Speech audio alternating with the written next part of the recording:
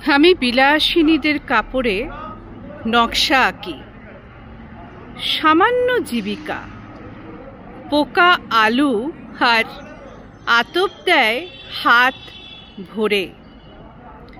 আমি কখনো ভাসুরের কাছাকাছি হেলো চুলে থাকি না।